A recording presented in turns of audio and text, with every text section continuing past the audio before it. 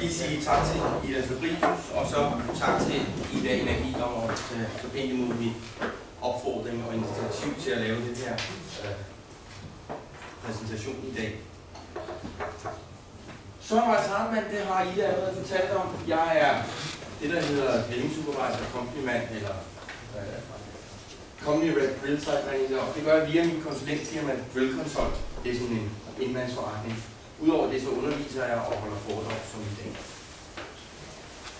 Præsentationen i dag, den er på engelsk og på dansk, og den er blandet rigtig godt sammen. I må endelig spørge, hvis der er nogen udtryk.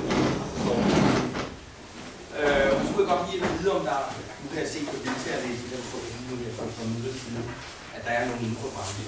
Jeg kan godt lige vide, hvis der hvad baggrunden er for at komme her, om der er nogen, der I laver, ikke alle sammen, men nogen, der har lyst til at fortælle det. Jeg ved ikke, om der er nogen, der har nogle spørgsmål, der vil fortælle noget her. Det er der ikke rigtig nogen, så går vi bare videre. Jeg har 30 minutter. Det er ikke så meget tid til at fortælle om dybhavsboring. Der er rigtig meget at fortælle om, så der bliver ikke nogen pauser. I får ikke nogen slag.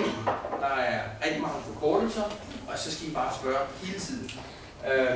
I er kommet herind for at høre noget og lære noget, og det er den samme grund, jeg også er her. Så I skal bare spørge lige så meget, I har lyst til. Hvis ikke I vil spørge, så kan I så spørge i pausen, og de lange diskussioner, dem venter jeg også med til pauser. Så sæt lige jeres mobiltelefon på lydløs.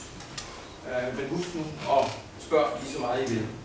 I kan også, jeg har et visitkort liggende deroppe, og der kan I så sende en mail til mig, hvis I vil spørge om noget på mail, eller I vil ringe til mig, eller I vil have et job, eller noget i den retning.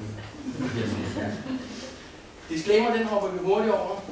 I dag, jeg skal som sagt tale om grundigt dybt vand, og det er lidt af et oplæg i den næste præsentation fra Mark om selve ulykken i Golfen. Men det jeg har gjort, det er, at jeg har taget udgangspunkt i ulykken i Golfen, og det jeg kigger på, det primært til tekniske. Jeg kan simpelthen ikke nå at komme ned i alt det brugertekniske, så det bliver forsøg og så videre. Vi skal lige have nogle facts, vi skal tale lidt om de forskellige brugerregler, hvordan man positionerer dem.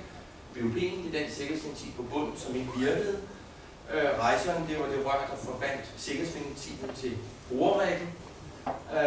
Det var den, der faldt ned over bunden, som de skar over i flere dele. Og så skal vi lige afslutte brønden med at køre en completion, det vil sige sætte produktionsudstyret i.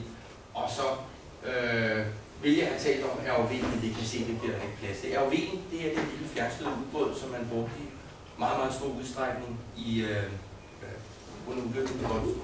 Det er en fjernstødte ubåd, som bliver betjent af typisk 3 mand, der sidder på overfladen, og så går der et kabel lige vejen ned til den. Og så er der forskellige manipulatorarme og værktøjer osv.